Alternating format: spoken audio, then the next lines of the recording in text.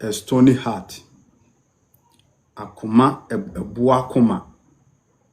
A boa akoma. And when I'm a person, me know it comes a chance I'm gonna can't want some.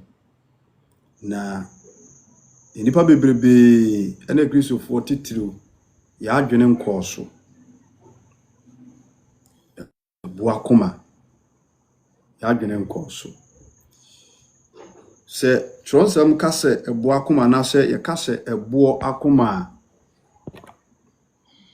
ya akoma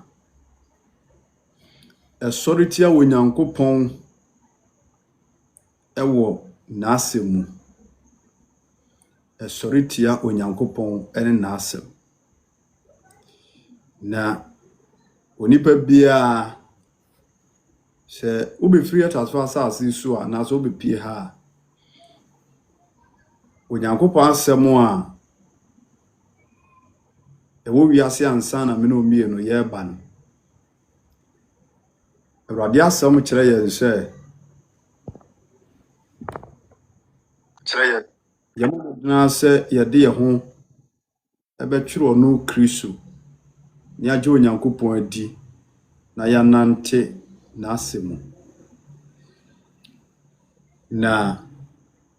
asema meka yɛ asema emu yɛ du Selpa mepakyɛ Awurade asomdwe nka Patricia Awurade nhyɛ pa a ehia sɛ yɛtie nkɔmmɔ ne yɛ Ezekiel chapter 11 verse number 19 and then nkɔmmɔ a me ne wodi na ɛhɔ ɛna ɛwɔ Ezekiel chapter 11 verse number 19 Ezekiel chapter 11 verse number 19 Mama will feel like God will bless you Ezekiel chapter 11 verse number 19 Ɔse na mema wɔn akoma foforo na mede honhom foforo mahyɛ mumu na mayi ɔboɔ akoma no afiri wɔn hunamu na mama wɔn honam akoma amen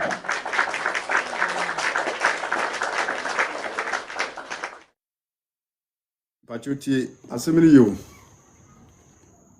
Onyankopɔn nam odiyifoɔ Ezekiel so anase Ezekiel eso na ede asem wei ema Israelfoɔ anase Onyankopɔn eman na yentie asem a oka na Israelfoɔ no akoma no afiri Onyankopɔn tiasefoɔ enkyai ama abraba no mobo ene niema no moye no na kyese ano ɔden fa kwam nti ne bere bi aso sɛ Onyankopɔn de ne tumi ɛsaagye ɔman na osiesie wɔnom sɛ de bɛyɛ a ɔmo nso ebetimi no Onyankopɔn anante abata ne ho na wagye wɔmo afiri ɛyɛ wɔnom atamfo nsɛm nti we yɛ ɔgye nsɛm a ɔnam odiyifoɔ Ezekiel so kyerɛ sɛ Israel ma ɛyɛ ɔman a ɔmo yɛ ɔno asafo Yehowadea nti ɔde honhom foforo ɛbɛdom wɔnom na obeyi ɛboɔ akoma no afiri wɔnom honamu we no nipadua we na yɛ honam ye nipadua na yɛ honam nti Onyankopɔn asɛm no nam odiyifoɔ Ezekiel so sɛ obeyi ɛboɔ akoma no afiri hɔ na wama wɔnom honam akoma nti enanadwi mene adɔforo nyina ahyia edi nkɔmmɔ ɛde afa saa ɛboɔ akoma Onyankopɔn nam ne honhom so ɛde kyerɛ sɛ Israel ma ekitabi ye nipa Onyankopɔn na abɔyɛ sɛde nipadua na tie no saa na yemu no nso no dwumadie bi ewu mu bia na ɛte yenim se de bo esite ana yenim se de nipa akwa esite na eye dan ena akwa yekitei meka se honam akwa parts of the body etiri aso ensa ekon esen eni akoma ni nyina ya akwa ni bia na afei de nipa akwa no baako eye bo amen tie nkomo ni yo akwa ekita ye nyina nim se de yakwa ni site ye hunu kura no me no mienu nyina hunu se de akoma esite ye hunu bi wo TV so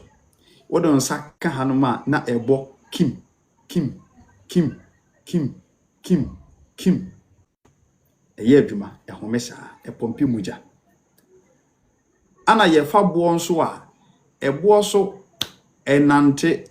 enkasa eni brief inspiration enya hwe ebo eda ho wamfa nto a eda ho ane se eda ho onu awie enye ye wo ye no hwe enye ye untimi chese eni hunamu enyina so ade bia nanso onyankopon asemu no tworo no se enipa bebre wo ho a akoma no a eda ye benkum so ha dodo na de ye ebo ana ededa ebinum enipadua mu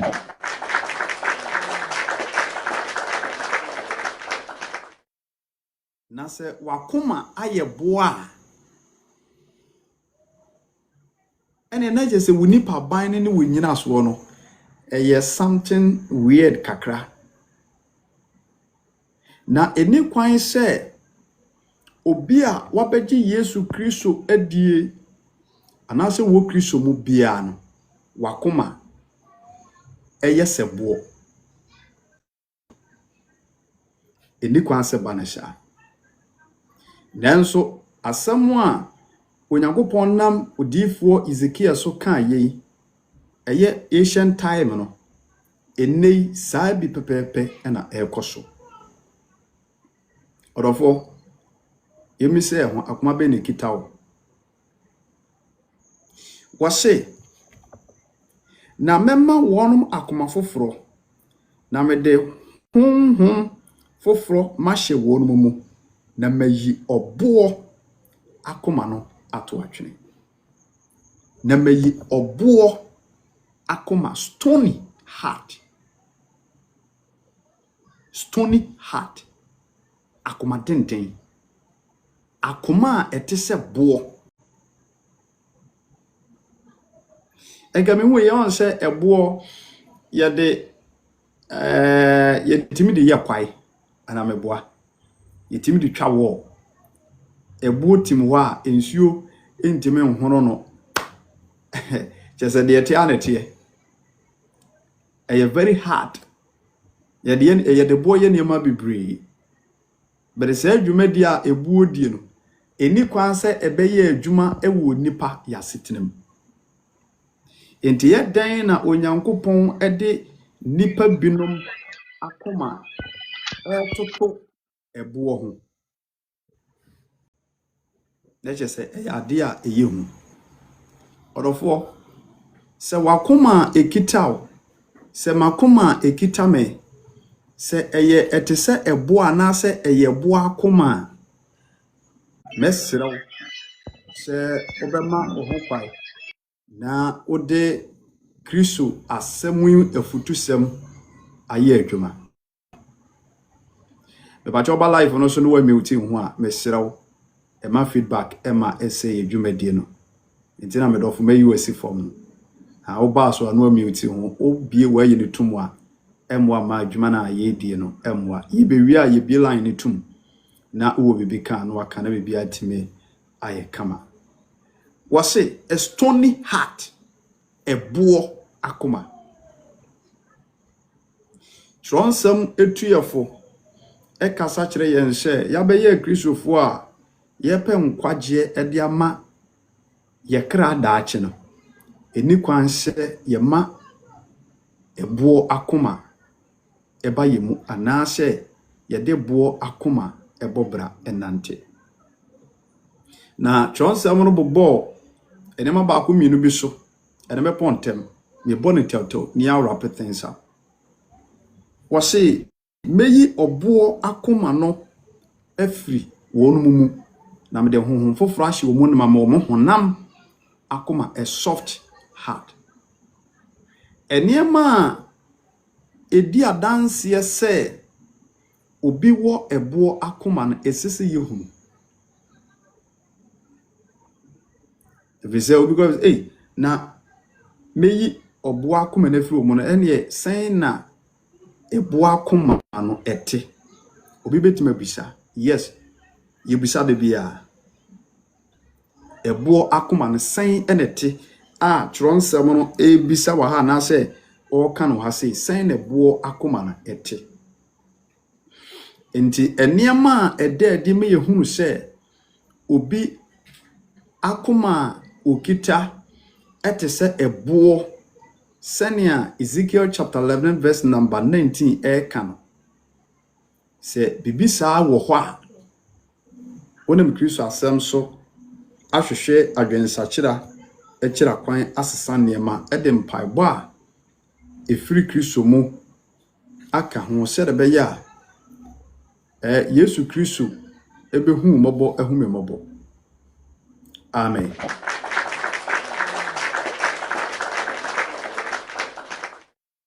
se tronsem kase obi ewo eboɔ akoma didikan ya na saafo ni nyina no first point ene hye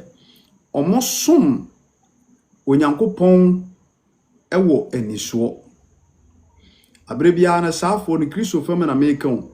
omosom awurade enibianan so said ye Matthew chapter 15 verse number 80 kan no also Yesu Kristo commande say ana Yesu ka say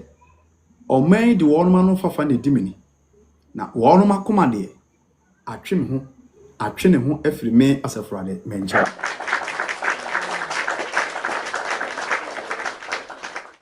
enti obi a owo eboɔ akoma bia no se ni pakoro no okekare nanim ekire onyamsompa no apaw imu ahoɔden no enipa ni so no ye no so yo Kristo ni nanso ode ne nnwuma ene ne su ene nipa bi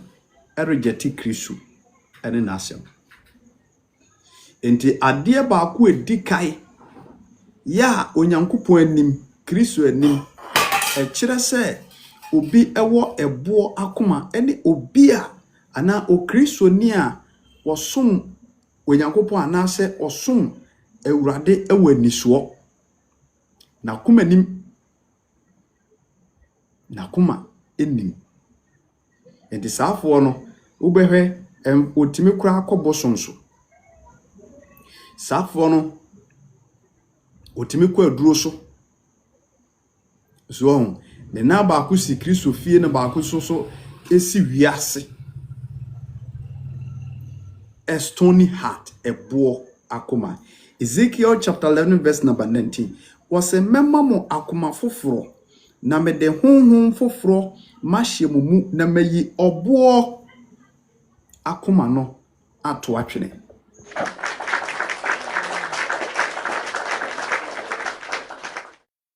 enti eniema ekire se obi ewo boɔ akoma no na me bobɔ so no Jennifer God bless you saafo ni nyina esum Kristo eniani osum Kristo niani saafo no mpe Nyankopɔn asem saafo no mpe Nyankopɔn asem yes Kristo som no ye niani ne ni hia ube na se oye Kristo ne bet enya no kre saafo no mpe urade asem se Nyankopɔn asem pa okwa asori a ye be preach obi pia kwatena bonten tama ye preach anase asori tama sofo be masemo sa tam onko wodi asemi be yi ne ho ana akase o sabre de be ko no mo toato o munsim hunu no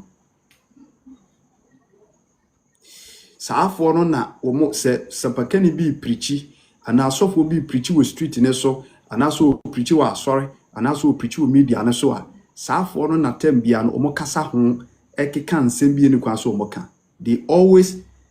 omo sorry tia nyankopon asem de kaso bi wo boa koma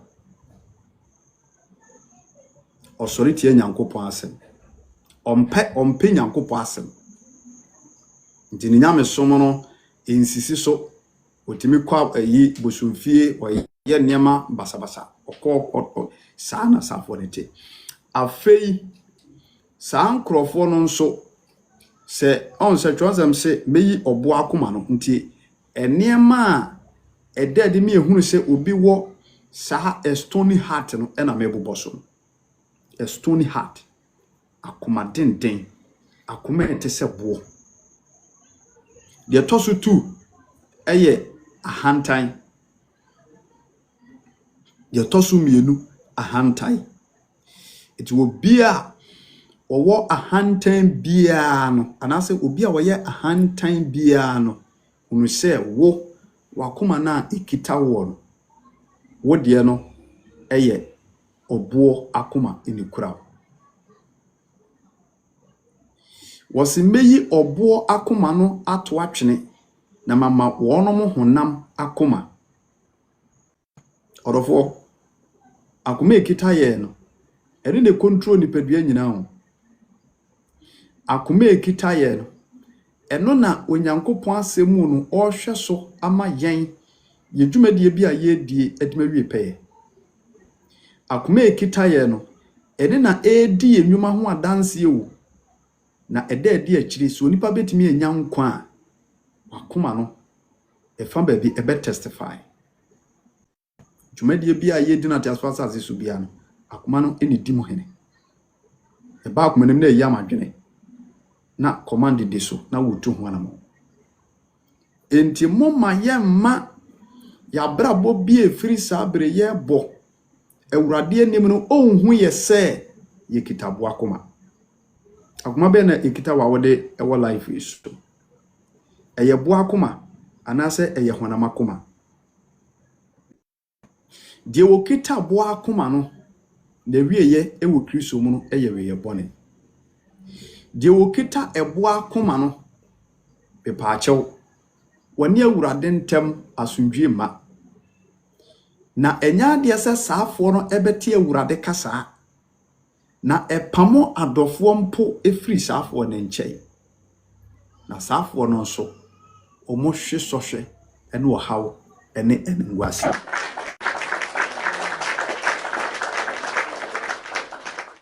ebo akoma eya de papa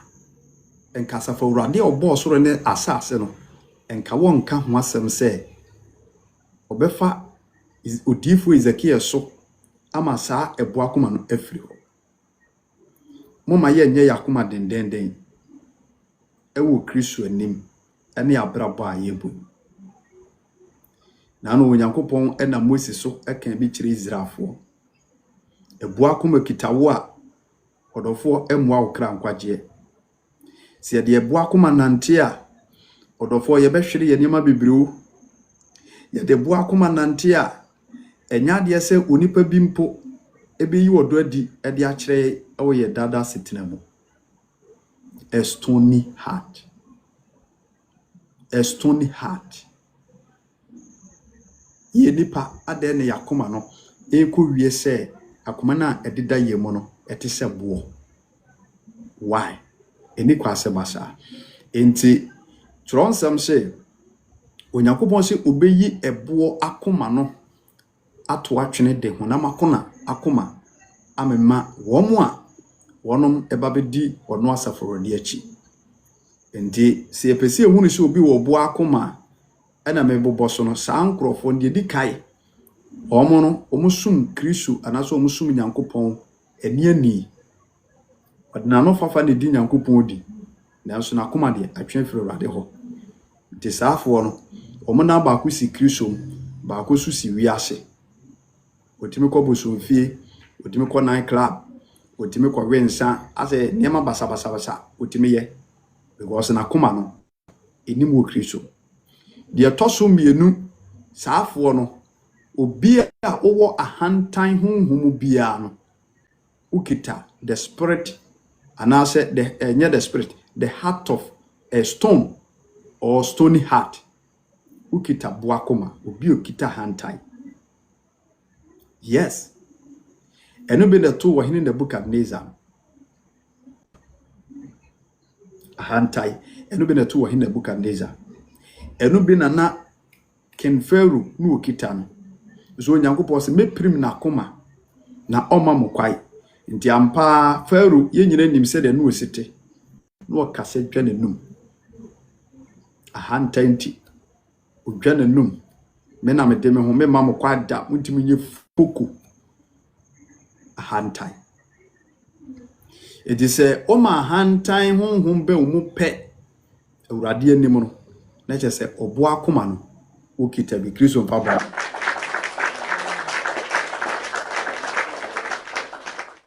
afei de toso biem obi a woye asodini obi a nasodin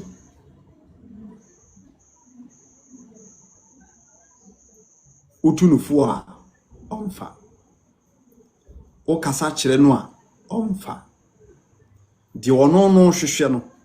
eno a na wona adwene na koma mu so obe enti wonipa bia wontie afutuo obi a wontie afutuo obi a woya ade obi kire wo sa ade we nye sesa still na de si woni so na aso beye bia no wo yo obi a ukita ebo akoma chosem se basa wo wasoden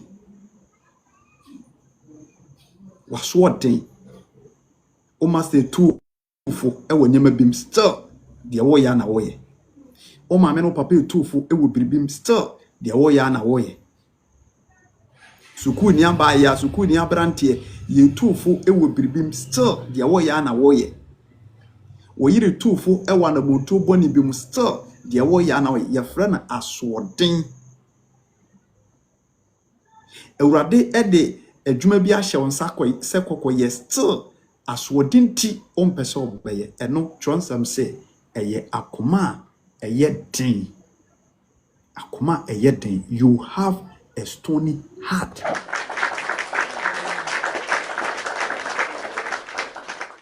you have a stony heart Edikristo mama ne adoforo meboboso Ezekiel ngoma na o chirima kire akoma eye ebo yemfa nsum Awurade enya nkwaje akoma eye bo yemfa nhwehwe Kristo mu adansibie akoma eye bo anase te se bo ensem fata se o Kristo ni yebekita bi na yede akwaba obi e Kristo me so obato dwuma ko preach akwaba nanso akoma ekita no enyenyenyenyenyenyenyenye ukita akoma eden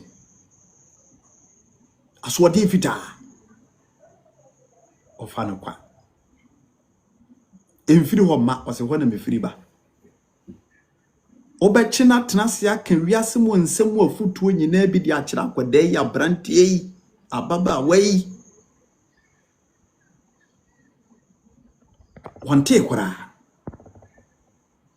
wonim se eye ono no hunu se ase wo wagimi wo nim wiase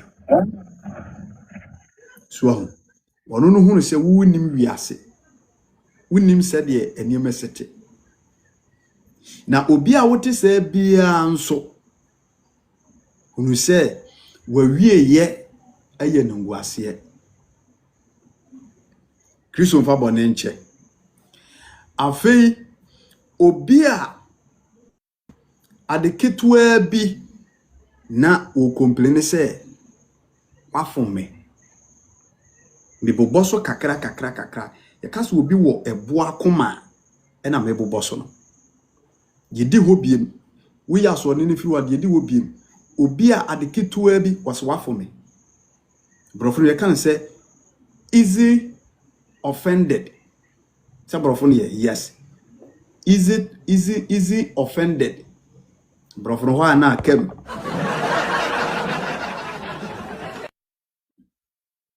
easy offended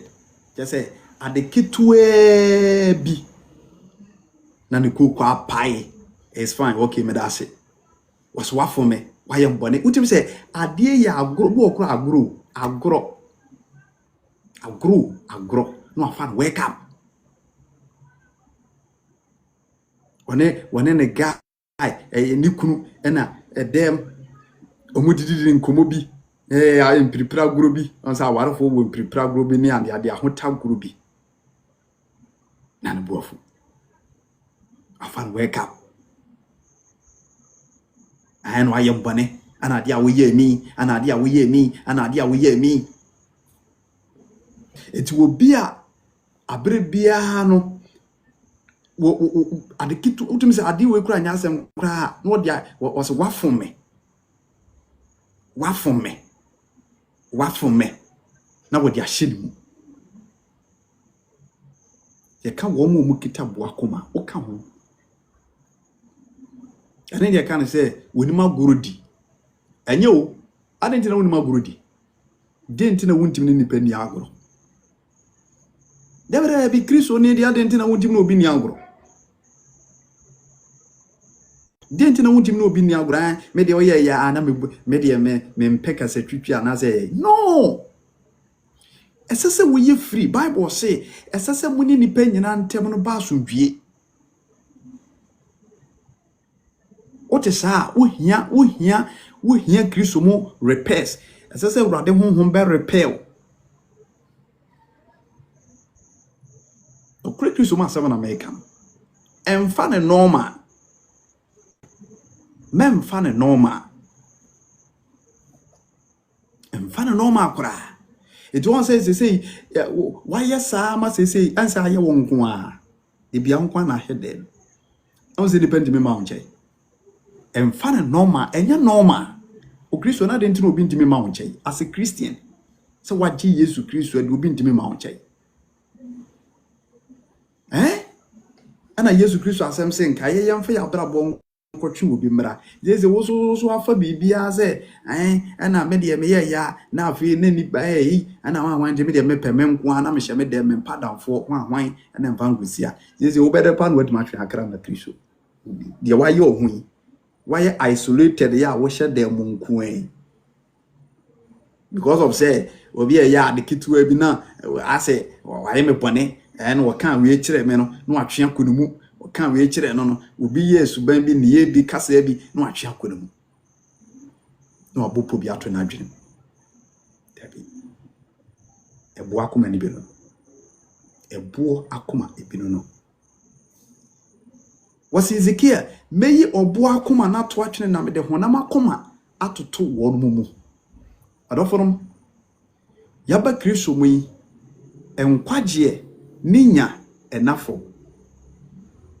eti moma yanhwe yakoma ni ye papa akoma de kitikita izan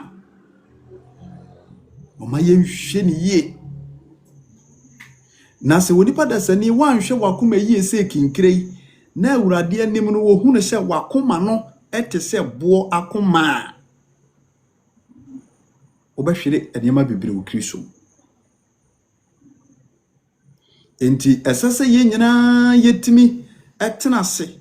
na yebu nkonta wo ya brabom meme famu abade sakra na mpache wo so a wo hwe me nso wo famu aba wo famu dia wo tosini no wo de sesa na bibia so be fa no wake up a enya de so onu obia betimi ananto owia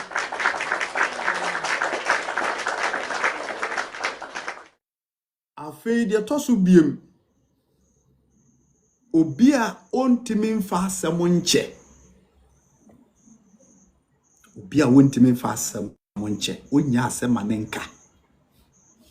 Penifo betwa hia kan ne ebetime di bes 4 years 3 years 1 year 1 week 2 weeks no da so kai obo okura bi kura na waje ho mpata nyina eso asemfufuro ba ya no akoro fe ukitabo akoma enti ya hyiamu ni all life we so no Kristo asem kura tuye fo se ma yententa ye ho yemfa wo ye ntua wo ye kwa yemfa mfonso ne mraton de obi dia ye ono fa che no ananya sa ne Bible naka ndi adentina uwo Kristo na wontimi mfa asem nche oso agi Kristo adi ya gi Kristo adi so ntimi mfa asem nche enti onipa biada wontimi mfa asem nche bia no na wode asem hye omu biada ukitabo akoma a stony heart no ukurebi na enye Kristo mu ade papa ya eboa ma onipa timi ko onyankopon nchen ededi akire Oba Gladys, good evening, God bless you. Oba Hema Angie, God bless you. Mr. Besman, God bless you. Tieni yo e pacho bebre eye Kristo mu encheche na mede nam TikTok yi so eba sie mede me teachings na to form e to da be raise up e to da so anya dia to form say ya the book of Ezekiel chapter 11 verse number 90 e ho na me gina so ne oman na din komo wase meyi obo akoma no afiri wo no honam obo akoma ndi se onyankopon asem na me yehunu se nipa bi wo ho no ma omo omakoma no edida wo mu no te se bo yes yonipa be bro omakoma no edida wo mu no te se bo na enye papa ye de sum Kristo enye ewrade se enye o ewrade se enye mami ewrade asem se wo kitabo akoma enye ontimi mfa mepie ne nchai brother me pa chawo ahobrasiem owura Yesu Kristo anum asem nam odifo Ezekiel nwoma so oboya mane se enipa biada na wo Kristo ni bia wakoma na ekita wo no eye den te se bo oba ne nchai a enye yi abufuo nyankopon abufuo edaw so wi a mekotu Bible na ka akire wo so be de bo akoma nante asase so na wo bedi Yesu Kristo achi na wanto bo akoma na anto antwene na wa mefa honam akoma ya ehunkunkunu timu amfa mo na bra onyankopon abufuo edaw so atemuda na wo onyankopon abufuo daw so atemuda wo kwai tinipa bebrebe wo mo akoma ede wo mekojim akoma no koma we on se tronzem se akoma yidi eye dadafo ana wuhuni minim so nim sa Bible verse no wase akoma we eye kontompo ni dadafo yamfia ho nto so sa enti ebo akoma no na me ba mu kakra ede a kire Ewurade mba me pontem enti obi a ni nua fom no ni nua ye na de a ontimi mfa nche ne hyenimu no aka ne siasi so okoda ehyenimu no odwene ho ana ba sa nso nipa bia na wodu obi ho asem hye omu a okoda wontimi na kwasi adwuma ba ko abonsam ede abata sa ade no ho no ko kete so anya de so betima dada adwene eba wutirimu nyina anye papa efa nipa koro ho nti afi obo se wakoma no aye dudu na ye hyehyehyehyehye na wadwene ne kekabom le poboni edi Awurade asem se wo se nipa wakoma na ekita no eye bo Kristo animu no wo hia insisi foforo it is all your software so you deal for so your hwan asem we said ya komate ne enya ade a emu dwumadie no a ewo yemu na mpi a unhunu said akoma ni sete na said reactions ene adwumadie tie no ene ma yehunu se obenten asmesi anase nipa asmesi sei akoma wei ne kita anasa akoma wei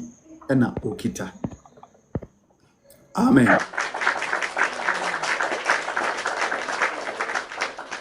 Nti your life we see mentimi hu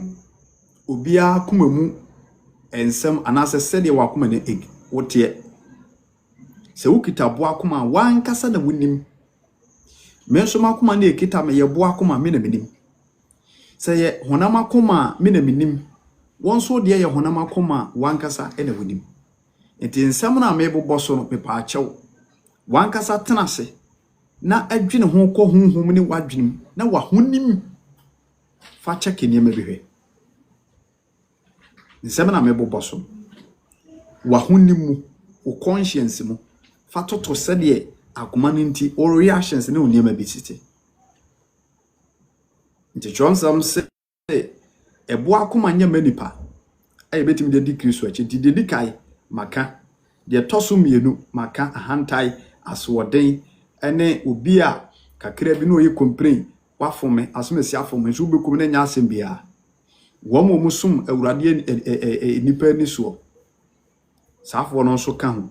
afi wo mo mfa asem nche o ye ne dai o de be hye no mu mfa asem nche o pache okra na no bufu mo safo ni nyina twonsem se o makoma no eye bo akoma de toso biem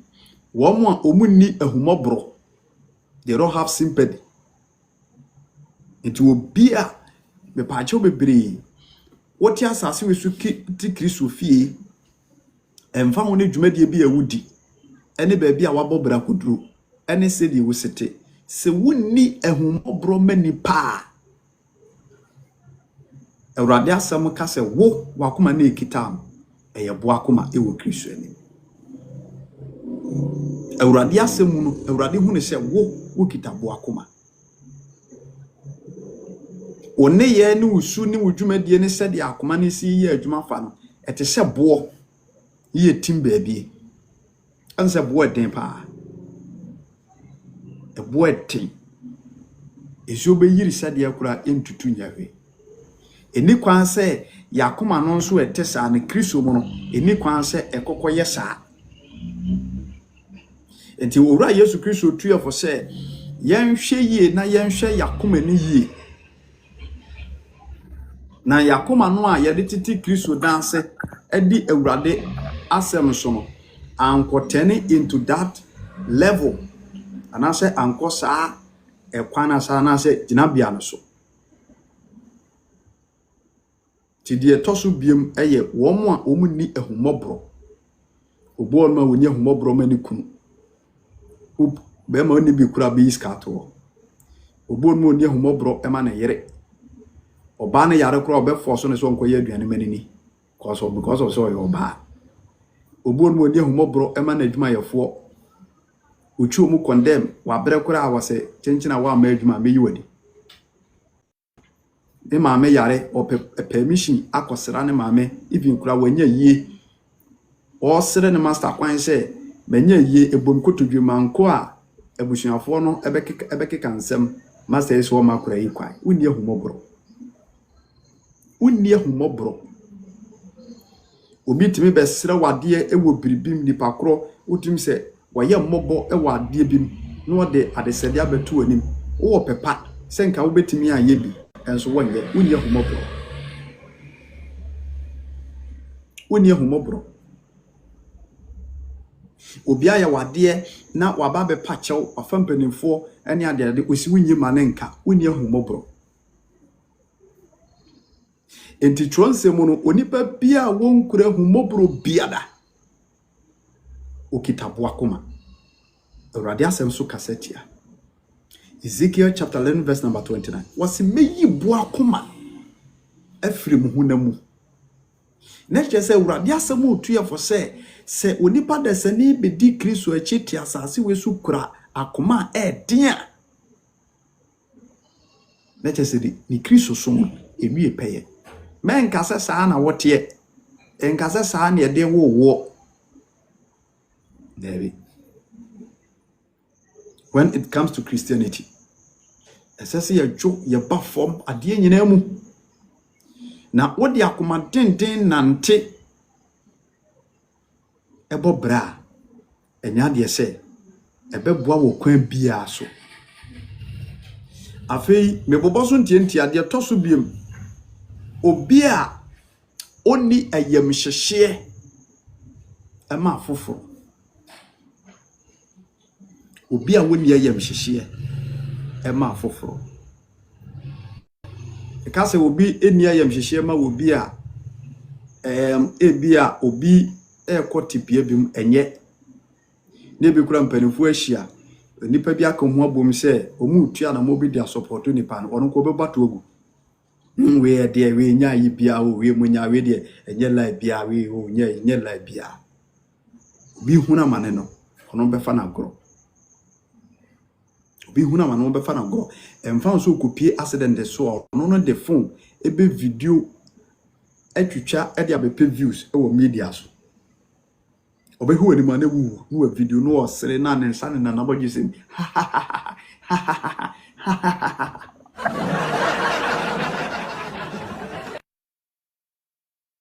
wakra okọ wiase akọwuo sofo onyayam hyehye man enti nipa asmes enti abraba wo boy edi ne kogemu enti ma mefa kwa bi so na me approach na mentwe ne mra kristo se wonya yam hyehye ama wo bi ne se obi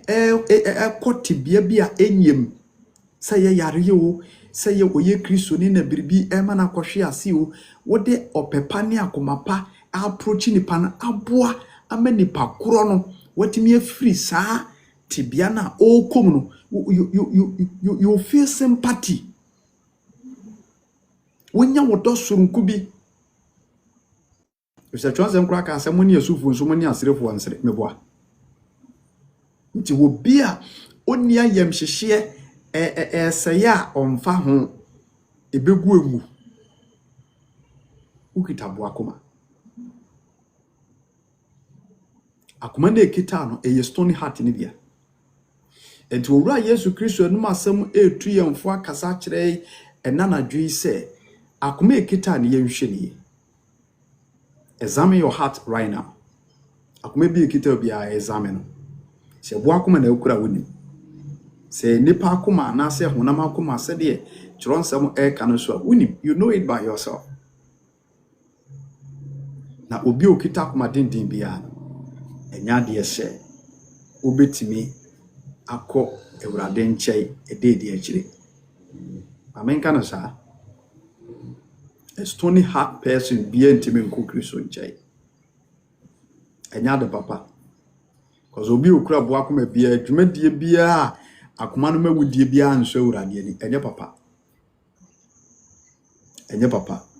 ewurade mfa bo na nche afei won a omukura eye akoma eye bo akoma no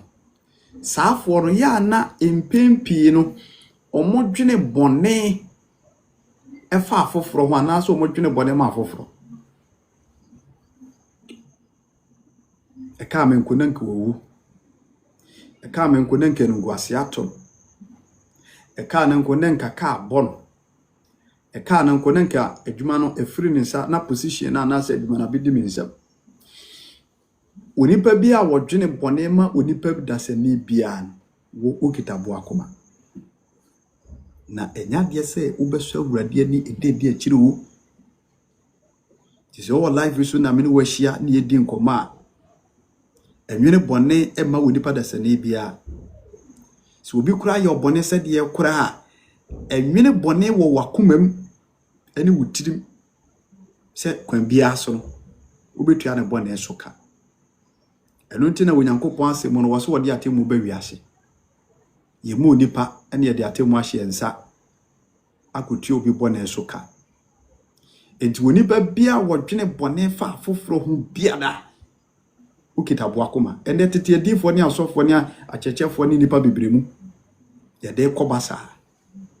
kanu konanka woni maguase kanu konanka adwuma na wo ye no kura gu se woni ne ye adwuma wo wanya adwuma foforo a wo waje na adwuma kwa ye adwuma foforo no obo mpa ye boni tiawo ka ne konanka adwuma na kwa ye foforo na egu no asa aba na wa show Say ni uni pakura wo bedwene saa no. Ukita boa koma. Wotu afiri wo nkyai ana okobɔ ne bra eye wo ya na no no obo ase wanya adwene se wanya atirpo bi atia ne se wo kono nenka ankosin yie me bompa ye se enkoye yie me bompa ye se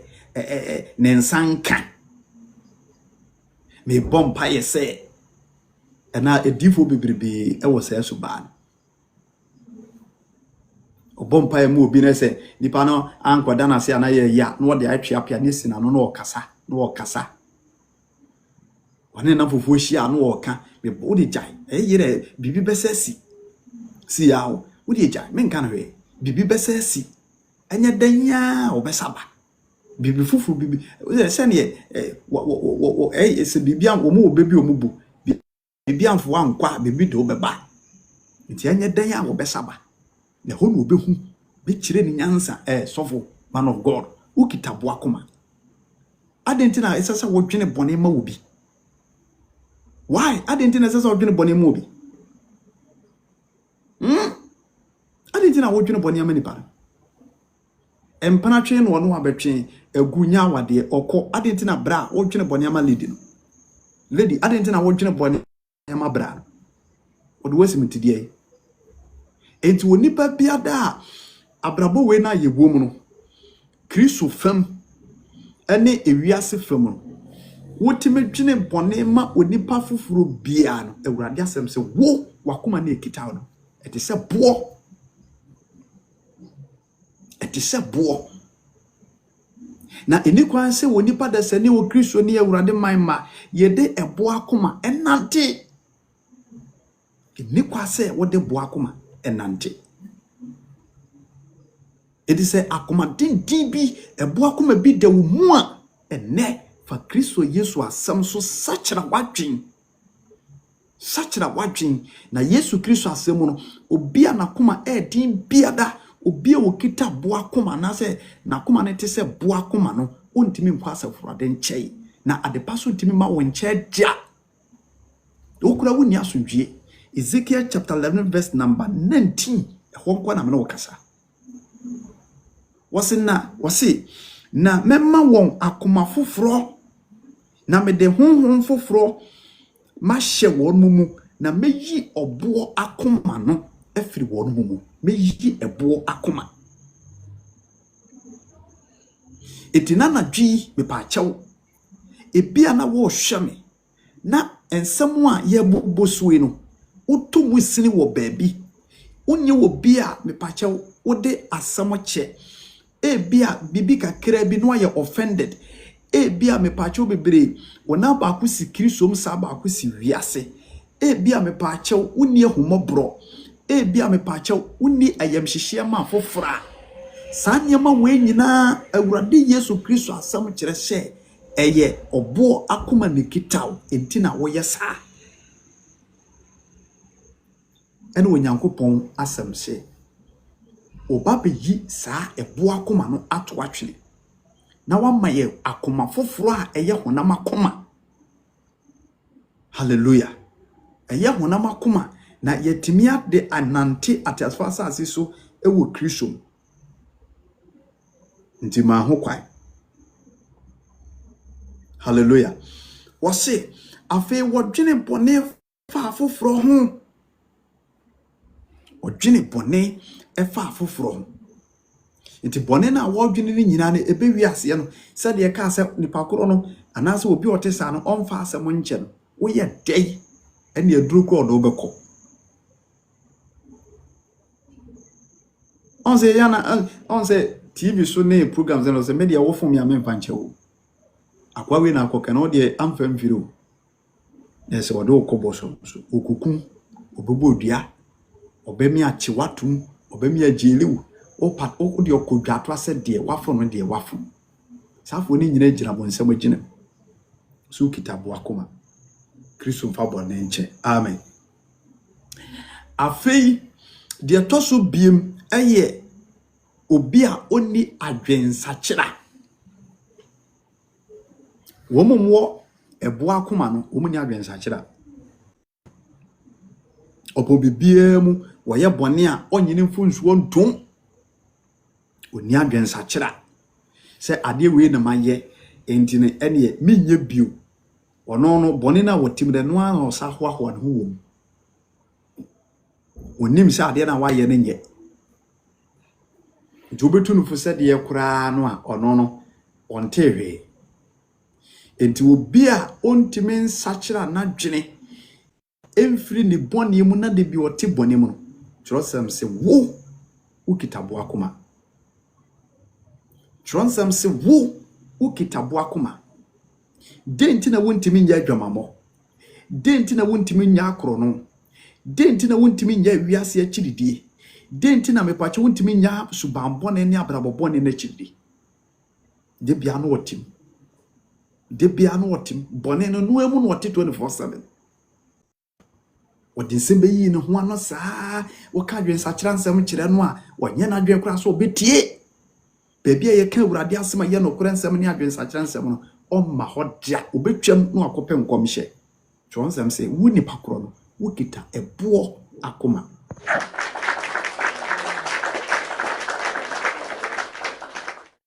Kumasi president urade nsha me ho ye tie ni o twon nsem se ukita ebo akoma a stony heart eti onipa bia wontimi nsakira wadwen firi bonisu bia mu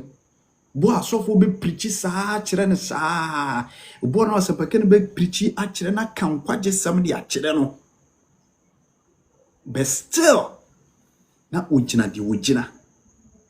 obe pretend ya apipa nanim aye se de wo suni ade wo so mafa wo so me se ene ne odi agroko be bi quotation kuraye eso firi hon ma no say go back to God bless you. May I say Radensha. That was go back to a year near all yenim. Christ some say a banner sa akuma na ekita wono eye ebo akoma adofo any Christ mama ora Yesu Christ a yabedi na chi ni yemedi na chi kwa wo dabi yemedi Christ a chi kwa eye nkwaje ntina ye nyina ye bo Christ din enti nkwaje a ode bre Israel mano sa nkwaje na bi an wayi na di through Christ Jesus ana wode abesi wode amaye enti se wo hwe me na wo asoro fe ko bia mu na me pa chew open nkwaje wo Kristo mu a anadwi examine your heart we sa akoma we no wo de ko ayaresa bia doctor for the machine sisi so a omu wono we debe ebufoti mu a machine timi ncheke ahoya atu eti akomenu mu a machine timi ncheke konkonsati akomenu mu a machine timi ncheke eye wahonim ubehu obetenka God spirit no eyi ntende bia se de eguso ayetu foro enti wona wonim akoma e kita no se de seti ya wode te asase we so empo wode bo Kristo din twonsem no e kasafa akoma etese bo ho ye nipa ede ne yakoma de Onyankopon asem no wode kototo ebo ho enti we enye ade papa na se obi akoma tese bo a na eyesu ene eban bi ene ne ye bi ene di adanse ye se nipa smesi obenten na akoma na ekita no de Kristo kan ye no sa pepepe enete anase owo honam akoma eye bete a ejina homa Kristo subam papa a oyi na di ebra wo ba wiase no eno nsa so bi ene kita inshanka Kristo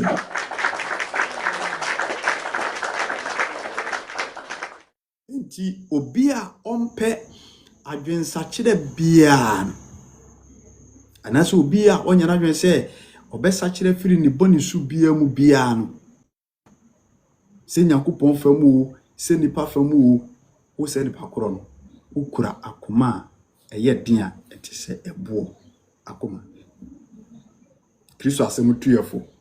se yenhwe ye ne ensehya mfiri ho de toso biem obi a owo yaw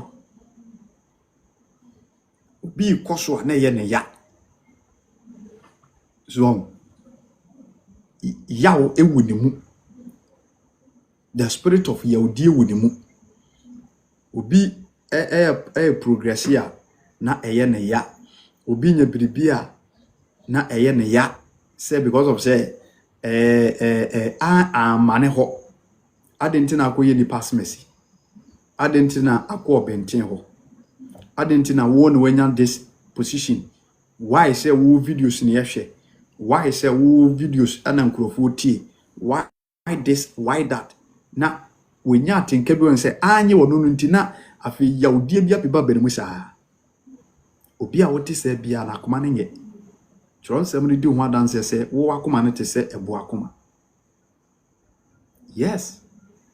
It is sasa akoma no mu ye free. Na adwene mu ye free. Adentina wo obi wo ma obi abrabo abeye wo ya.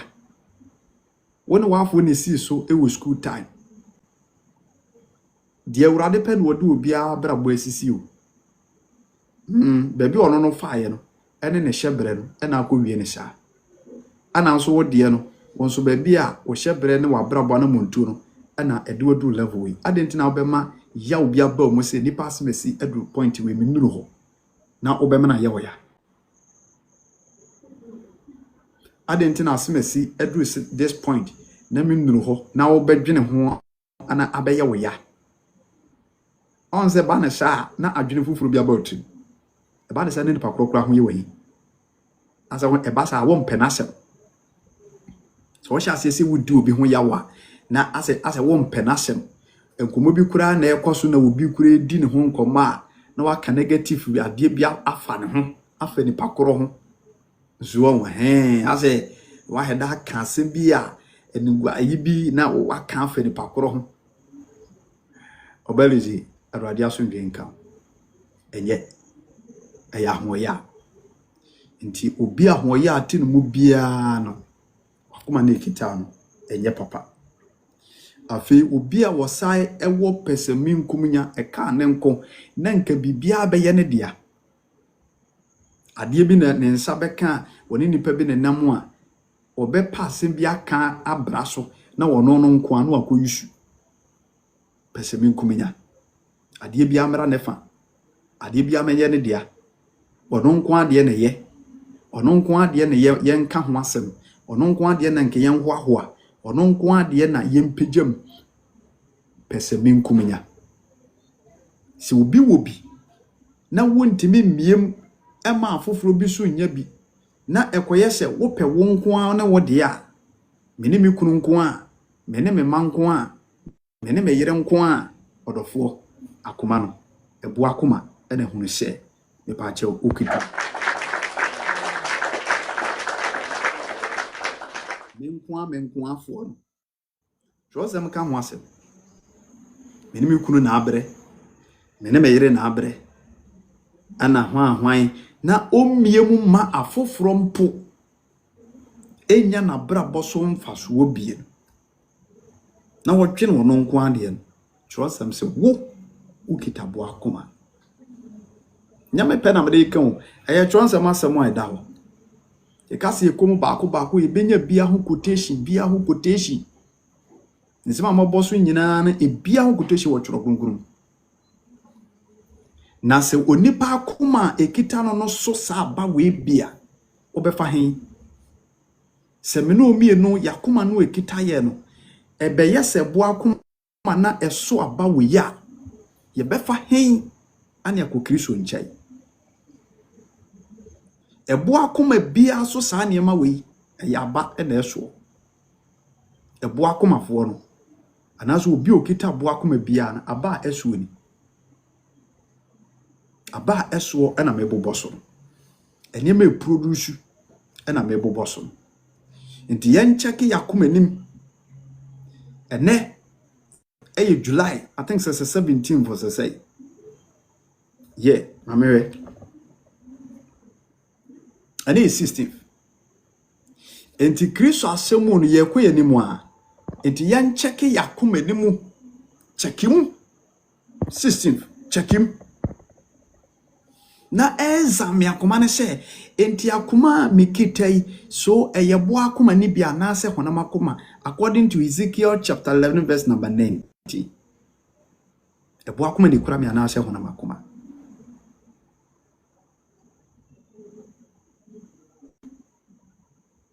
Se yakoma na ntimi ansesa anase ya ma Kristo ansesa akoma no a na ebo akoma no a na yehye yede ebeku Kristo nche ya ebe yahye.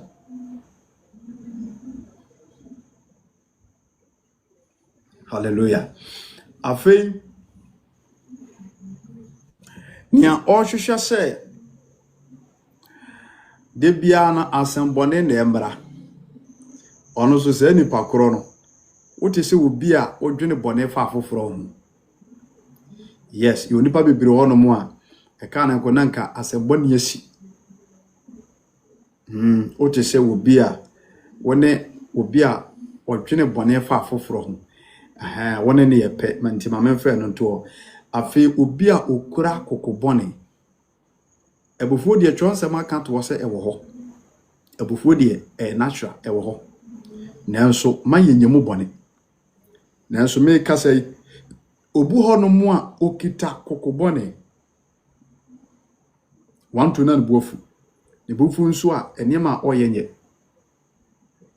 Ne bufu a wontimi nkontrol na bufu so. No amam ade po ache so. No amam fonso ne mrato de bebre asisi. Enti ebo akoma no a twonsem eka ho asem no ebi ni obi a ontimi nkontrol na bufu. Obi a ontimi nhye na bufu so. Bibi kakra shi na bufu no de adama de ache. Bibi kakra shi na bufu no a react akankasa bi ayesu ba bi ene nema bi. Se wantimi ansesa na wanjaye a Awurade asem no ose eye ebo akoma ene wokita. Ti abufu no ba esese wotimi pekwan bi so na oyi bibi afi mu na wo ye fan na anamo a na uwo mu kane na wutu na ye kama no basa atoa so ayesu adwuma.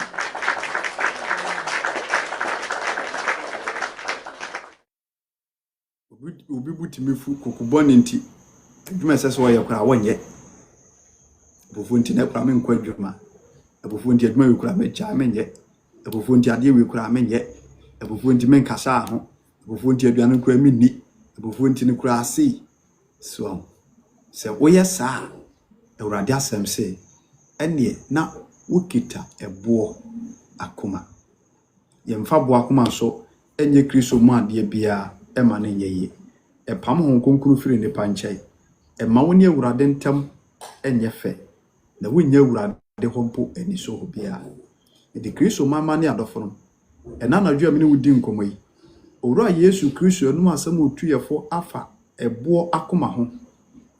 Ene wiase etim nipa bebre wo bi.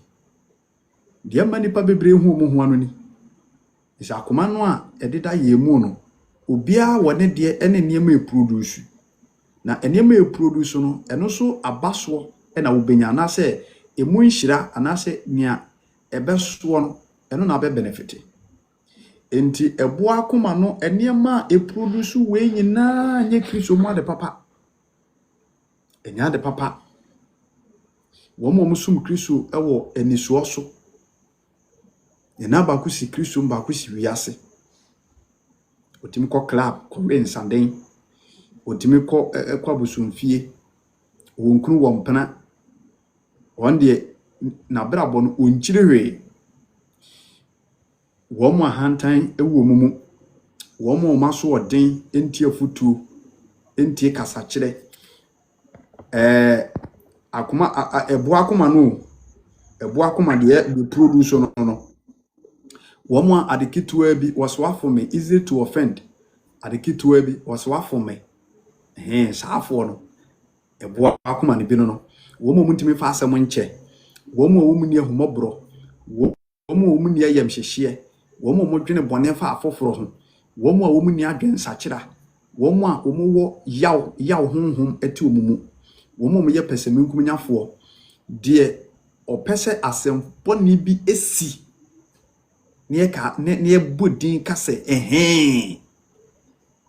ne nani age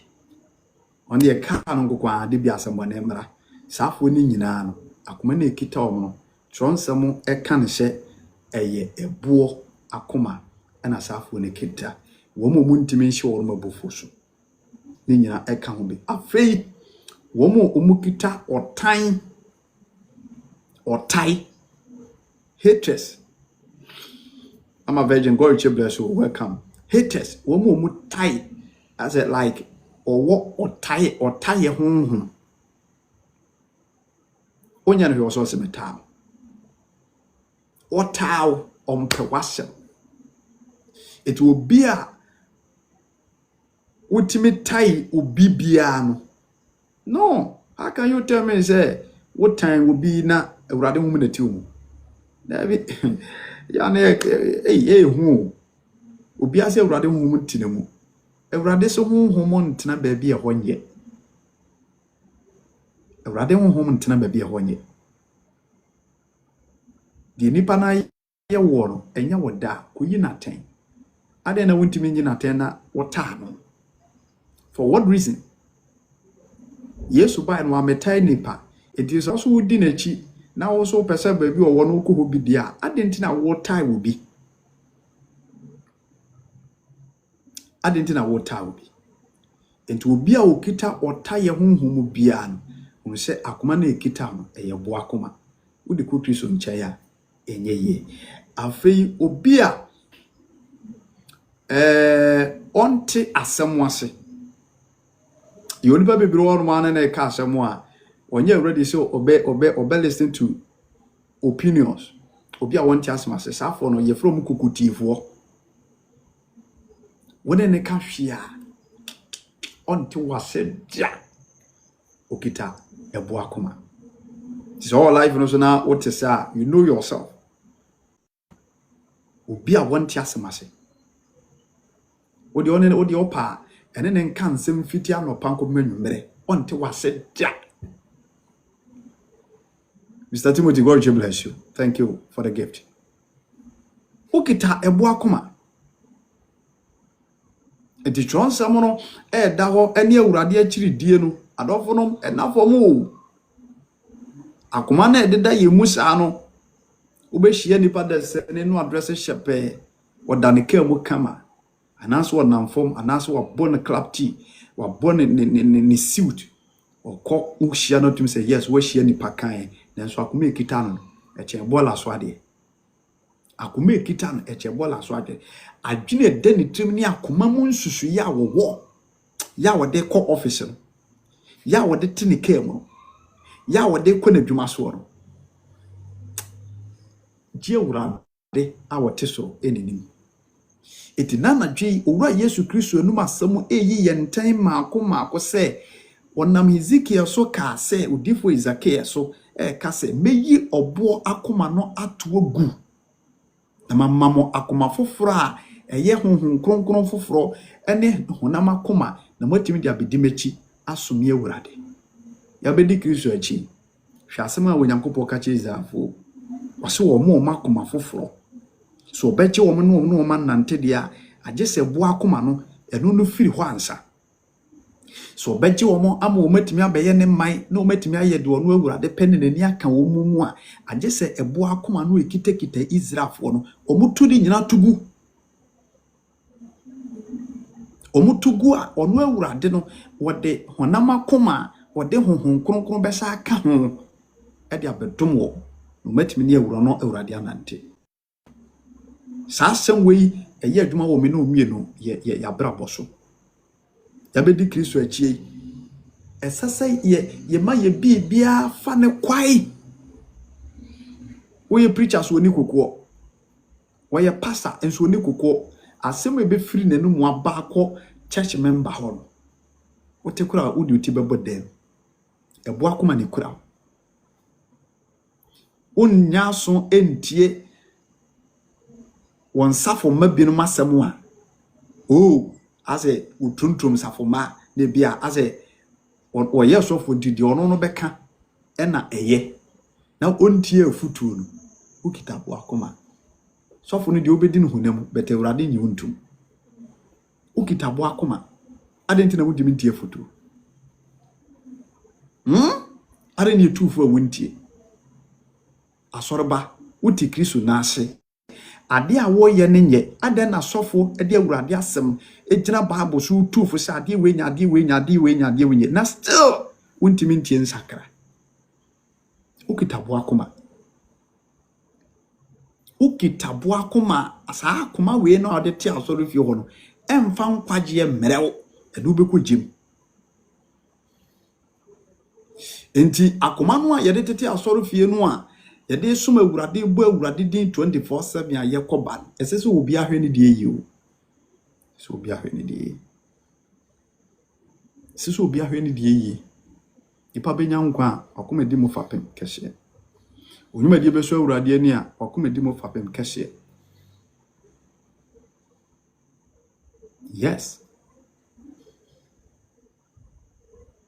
obu okura woni akoma pakura wo Kristo adwuma ho yes woni akoma pa wo Kristo adwuma ho woni akoma pa ni kunu ye Nyankopon adwuma a obesori yetia ne be ye Nyankopon adwuma a obesori yetia ozi ye wasafo ni bi wana wudi onim ye wasafo ni bi wo ho ade bia fa Nyankopon adwuma ho bia no o de obeka obu okrot asoro fie enya de so obepene se mo emrante ne emaba wa mo wasafo nim momfa asori machines kranko preach da obi eye software anaso obi company for ho tepono mo de sa suggestion ko obebato ogu ade bia fa Kristo adwuma ho street evangelism ho ahwan yo ede yo ade bia eye efa Kristo adwuma ho ade bia bia ehia support we bia no obebato ogu enso te asoro fie obeka je nsa ade na mo kwa ye ne mfa so bia ma we sika hye kwa se nipa no wote wokwa ukurabo akoma oya antichrist enti akoma no a ekitekita yen ye de ko ba ne Kristo asem se obi ebe Kristo anaso obi ti asase we so na akoma no eye stony heart ya se nipa koro no na brabo nyina so nyina ne dwumadie bia wodie bia na enso awurade ani misa brabo no dwumadie wodie nyina no nyema wo beye nyina na nya papa wona mbone kwa so enti obi a oye tintininti ene kokoti mempene usoro no apete usoro no ayese oyese ne kukutu aso no chese ni titu ni boys ni benu titu ni menu benu o dwan ho da o je o kitabo akoma yemfa wensum Kristo nyankwa sakra watwi akoma we na de ko Peter oni pese oni Peter de ko tena da ache no akoma we ye kan o se na yi ye de efie de sanete oboa Yesu Kristo so ba Kristo mu abaya abode foforo en madada na twem te kan na atwen sekan wa ba Kristo no sekan twen fato baby ne fa so speakers eko kenya go pasa kan na chechire fried rice ene ekehunu ayase enti adwamanti na obo ma ho ka eye sika no wa ba Kristo no fa support onyankopon asafo ene nyanka na nwisia wo Kristo yomo so etimanya enije wo Kristo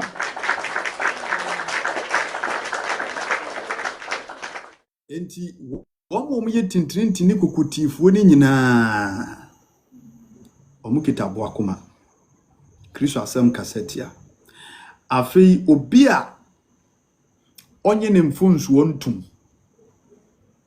eno no ya dia ekoso papa ka se obi kitabo akoma ebi ni wo mo omonyi wo mfonsu ontum ade no di for pa but wonye ntum da empachew odifo but won pachew so ogene mfonsu atum se ade we numa ye mesira menye bio wonye ntum da no ogina de ogina what is sha ukitabo akoma enti maybe no mo a mofu mukuna muntime mpache wo say please my husband my honey I am sorry it won't happen again muntime mpache wo akoma de kita mo nyina anye uteti aso de mo kwa tons na mo bɔ no firi Kristo emema no amofomfom mo yere no mo a muntimi mpachew say honey I am sorry it won't happen again na wonye mfonsuo ntum no asoro no te wokwa ebo akoma ni kura eyo so na ba ko homa na wo fie ho na den ndi no wo de obeye bia right enso obi kura na odi fo enti say ye ba Kristo mu na ye beji Kristo dia ye yam mfonsuo a tronsam no kire ye say yenyi ntum jomfonsuo tum because we nipa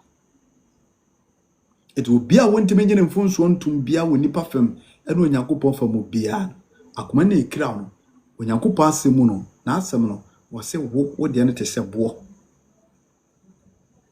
ate se bo nti afi wo hu akoma na ekitekita ya no asem sin ye kan ontimi nyi mfonsuo ntum pacha wo se men pacha obi kura timi twi fa so awia wasa ada no ho abe France wo Kristo ni ye shida wo asafo ye wa last kata ya bro Jesus ya chaba ya this kata ya bro ya bro ya bro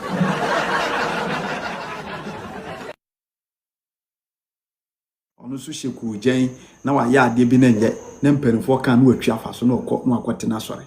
ukitabo akoma ukitabu akoma adentina asemu asi na mpanifo no watena se ka asem no na empokura se odi bim kura se onya botre asomafo no kura abaya na kura no mo ntem no kura no problem timisi no maso na ki because of so we different way so we juntunity we se bakani no apenipa bi no ma na wo mo call no makobie prayer camp ebo akoma na ade akobie prayer camp no enso aba jumadi na akodi ni nyina no ahyase no the root of your work no and the root of your program no any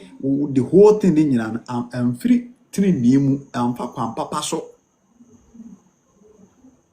enti odifo a wakote mpabo a odi abufo ni free asori fie kote mpabo bia no hunu se o church foundation no enye papa me kanu kra kire ho ene je se wasa ko back na ba bia incidents ni si ye no odi chopa bi ko Yankupo ni question mark adentina dia bufu ni free ba bia na branch na wo no anade akote wasafo homne dia do ba yi adwuma o ado ba kakasa ho do ba hye nkom wo be preach wo be ya sofu dwuma but Kristo anim no question mark wo ho question mark e wo ho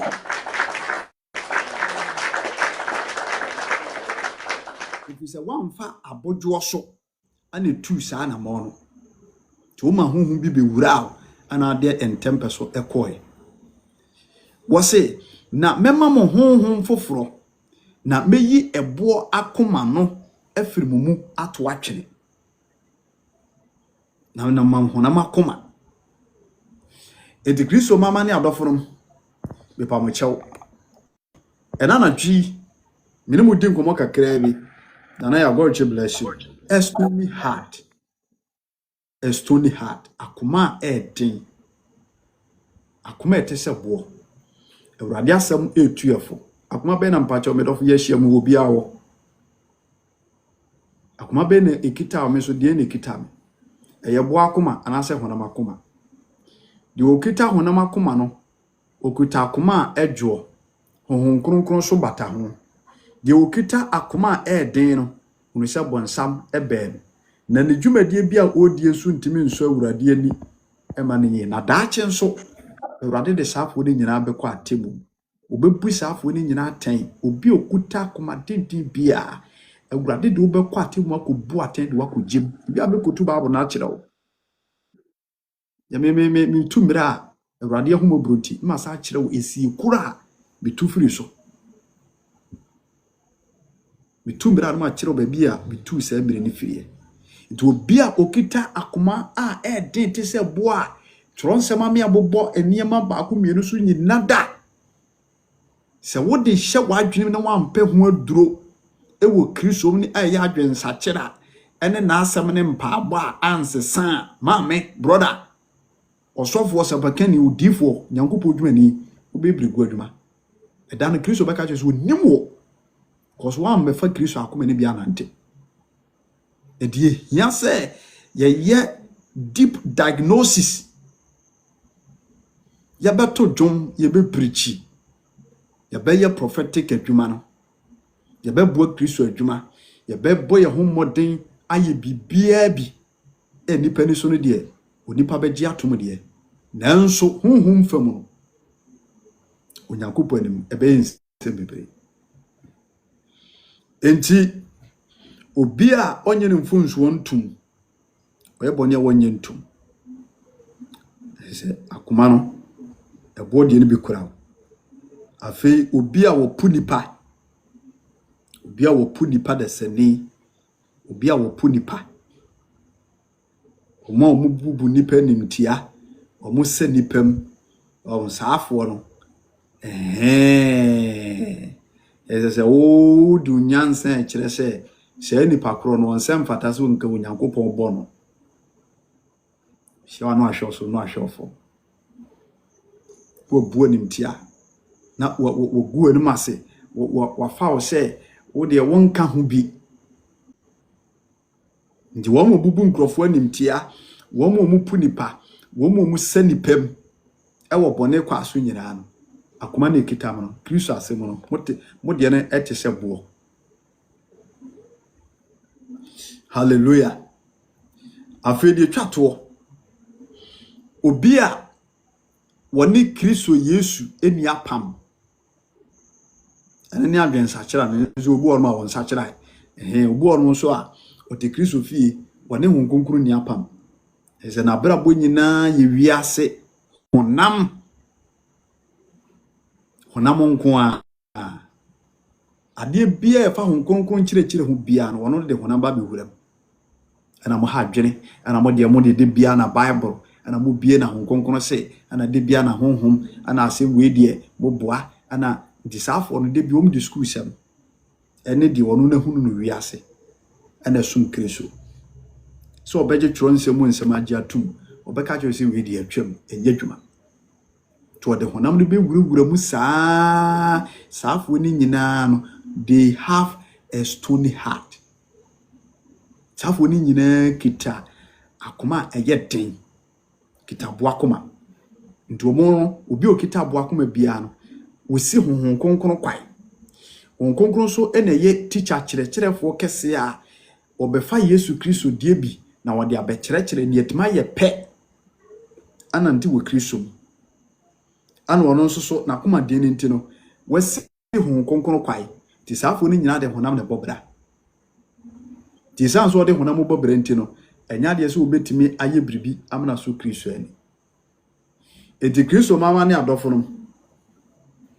eba meche obebre ena nwumre nkoma amene mu di no aye nkoma ayi onipa bia asem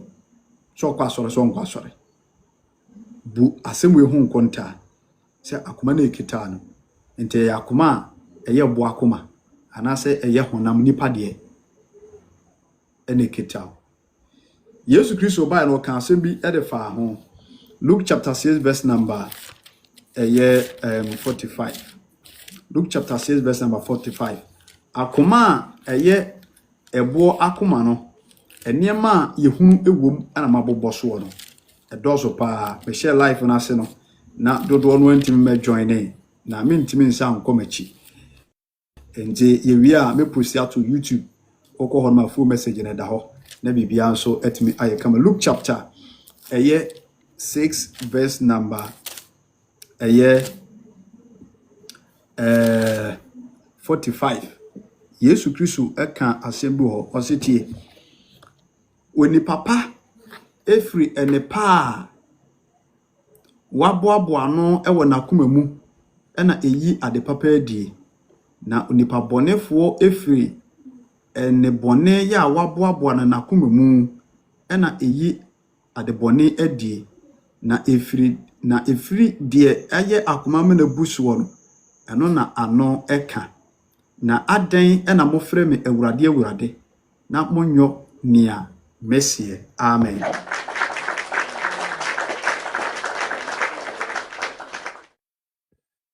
Mirofo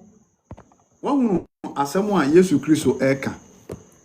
Wɔse obi a okita honam akoma efiri ne papa a ewo ne mu ene yi enema papa di. Saa nneɛma pa no oyi na di a ɛhyɛ Kristo animuonyam. Na deɛ okita akoma bɔne ofiri nneɛma bɔne ewo ne mu yi nneɛma bɔne adi. Na saa nneɛma no a oyi na die no nso ɛdeɛ no nguaseɛ no ɔhaw ɛne awie bɔne ɛna ɛba. Ɛno ne abobɔ so no. Akoma ɛte sɛ boɔ. Nipa biara akoma ɛyɛ te sɛ honam. Aden no nipa akoma ɛbɛda ne ɛsɛ boɔ na sɛ te sɛ boɔ. Wɔde onipa a anasɛ Yesu Kristo na asɛm no wɔde wɔn a wɔn akoma ɛnyɛ papa na enema bɔne ahyɛ mu ma na entimi nyi Kristo asɛm eni ɛmfa no nto so nwena dwempa ɛmoa foforo no. Wɔde saafo ni nyinaa akɔgyina sɛ saafo ni nyinaa akoma te sɛ ɛboɔ. Ɛna bobɔ so no wɔn mu musum awurade ani so biara biara.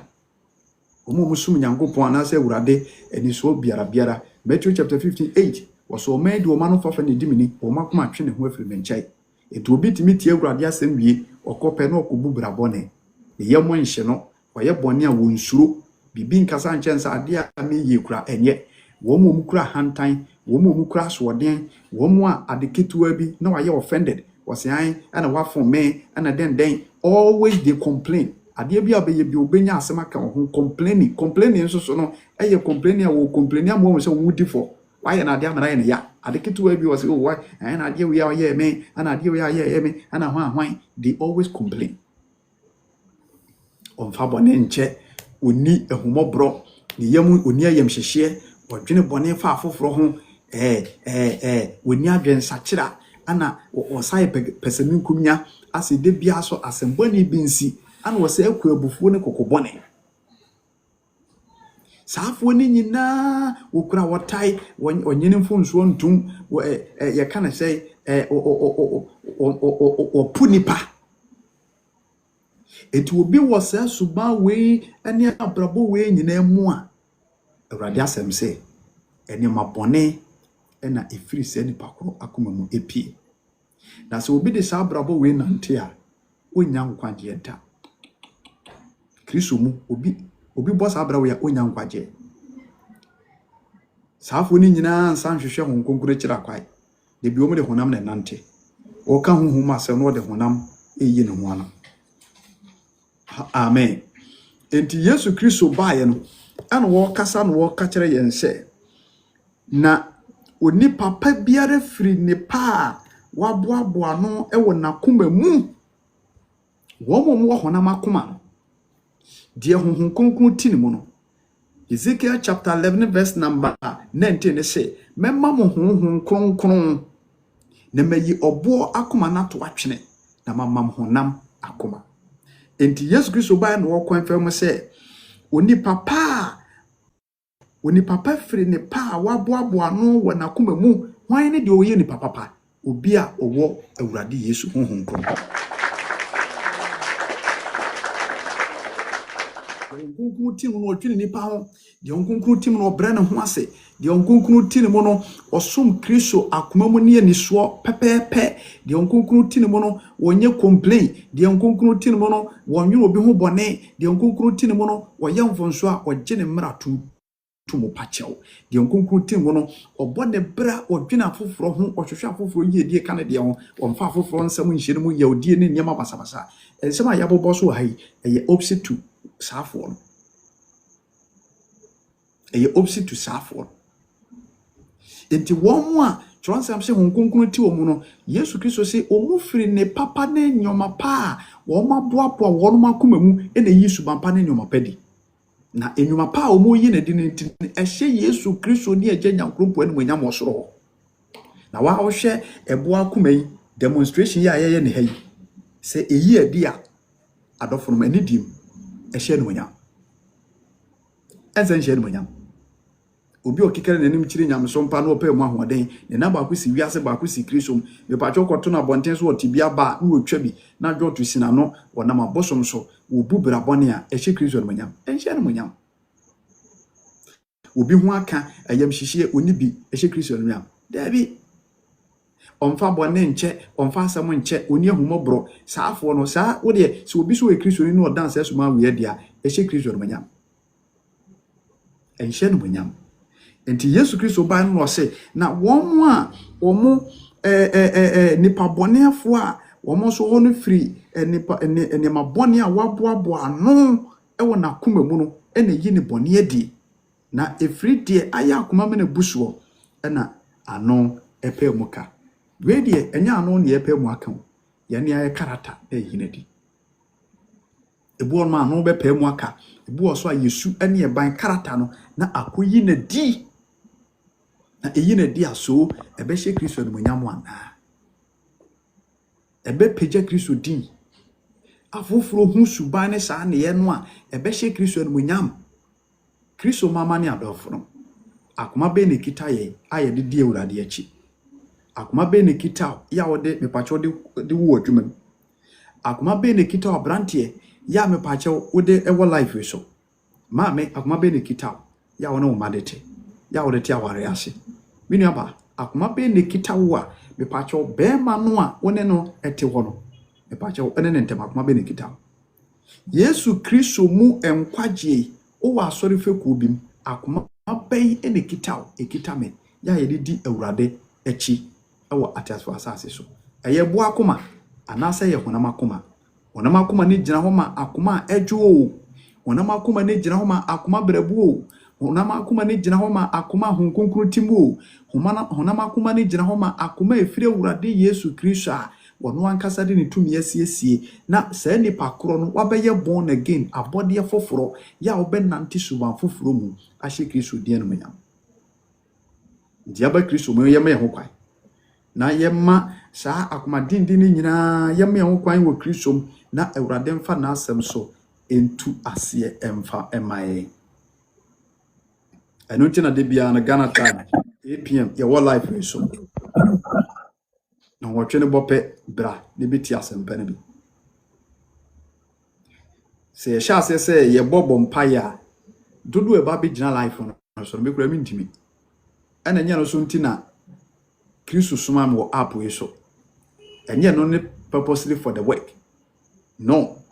erade suma me se me kyerɛkyerɛ na se me bod na asem ho dawo me kan dwe sa kyerɛ asem kwagye nsem fa nkyerɛ nipa empaabo ne de ewo ho uma ne abobia fam but me nyama dwuma sa enti se binom a on de oso life a eyin na kasa firi ma mo mpa ma eye pa ye pompa ye pa uma surface ko uma ne ye preach wi a uma ne asa sere mpa ba mo oman ne nyina eye very important but memma eno no meje the main work no emoso no ye kan Kristo asem wi a asem no edi akotene woni pam ogi asem ni tumu a empire na mebo ni genu anokra akoma pa wodi ti asem panenti na tumi no ewa asem no na afa mpa bom na bebie kwa ma sa na urade ye na ade ti die hia kase pa na ye di hu nkomo no eye twuru mu asem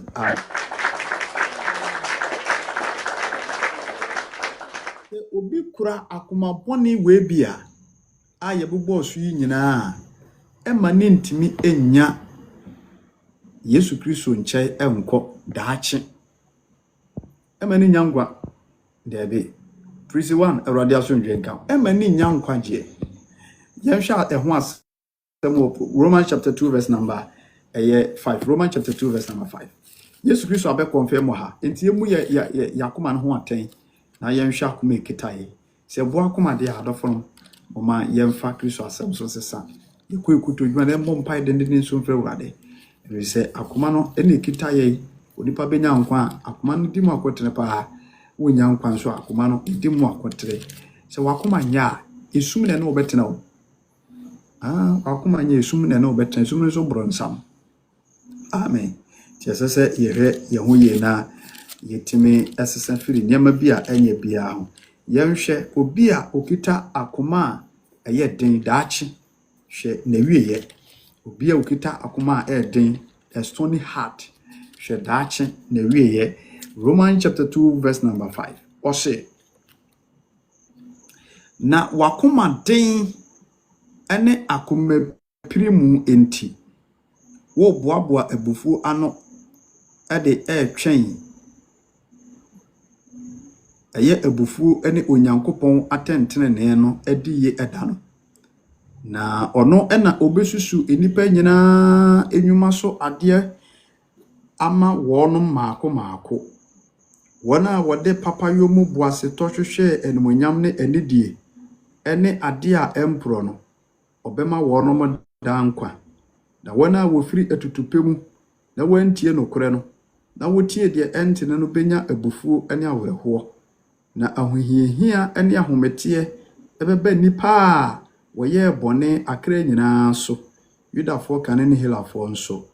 na animuonyam ne anidie ne asomdwie bɛba ma wɔn a wɔyɛ papa nyinaa Yudafoɔ kane ne Helafoɔ nso na nipa mu eyiyimu ne animhwɛ eni onyankopɔn FM atemuda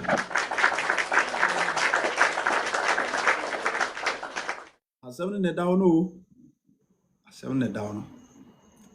sɛ obi de akoma a ɛyɛ boɔ ɛbɔ ne bra pakyɛw ohun baabi adaache na wiye ɔbɛspende ne life tina meka kyerɛ sɛ mitumira no ma kyerɛ osi amitu firi so onyankopɔn asɛm ɛnam Paul so through Christ Jesus kyerɛ yɛn sɛ wɔse wakoma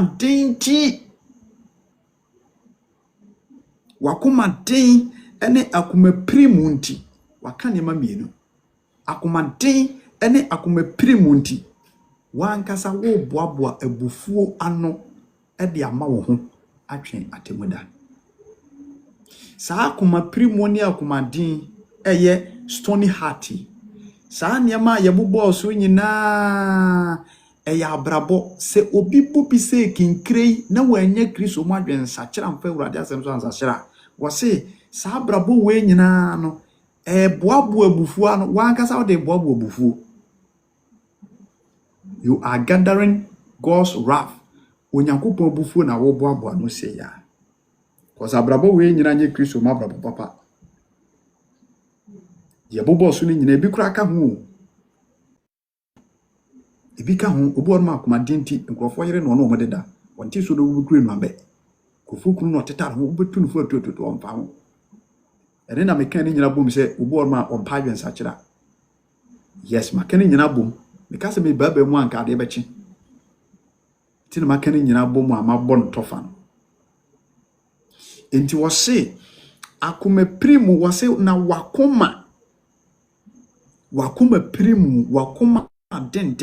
any akoma primu nti na kyerɛ sɛ Paul specify to some people enti saa brabo we ya yabobɔ so nyina na sɛ wonni oka ho a Paul sɛ wakoma den ene akoma primu nti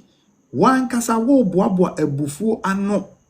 de atwɛn abufuo ni onyankopɔn atɛntenene ene adiye da no judgment day verses ono na obesusu nipa nyina enwuma so adeɛ baako ɛde ama wo verse 7 wana wode papa yo mu boase tɔhwehwɛ enumonyam ene anidie ne adeɛ a empron that is nipa bi won ma heaven ti die beko bia no omode akoma a ɛdwo ehunam akoma no ɛbɔ mo bra ɛtoto nneɛma heaven ti oma mo abrabo a omo mu kura komadin bi eboye heaven ti omo ebro ho ase de twɛn enidie ene de empro no wase saafo no ebenya dankwa verse 8 na wona wo firi atutupem na wantie no korɛ na wotie dia entene no obenya abufuo ni awerɛhoɔ bonsam gye mu asɛm no wɔka ɛyɛ asotwe kɛse ɛda wo ma adebɔnyɛfoɔ ene wo mu kura boa koma no na ahoyehia ene ahometeɛ ɛbɛba nipa a wɔyɛ bɔne akra nyinaa so indi saa brabo we no a yɛka ho asɛm obi okita ɛboa koma bia ɛmmɔbra papa na brabo bi obebu bia yɛ indi saafo ni nyinaa wieyɛ ɛyɛ atemuda kɛse wogya wasiesie ɛdɛma bɔnsam ene ambɔfoɔ wɔso mbenya ahohoradeɛ ahometeɛ ene ahohoradeɛ no bɛbɔ ɔmo so Yudafoɔ kane ene Helafoɔ nso nti Israelfoɔ a ɔmo hɔ a ɔmo yɛ Nyankopɔn man ana yen amamamufo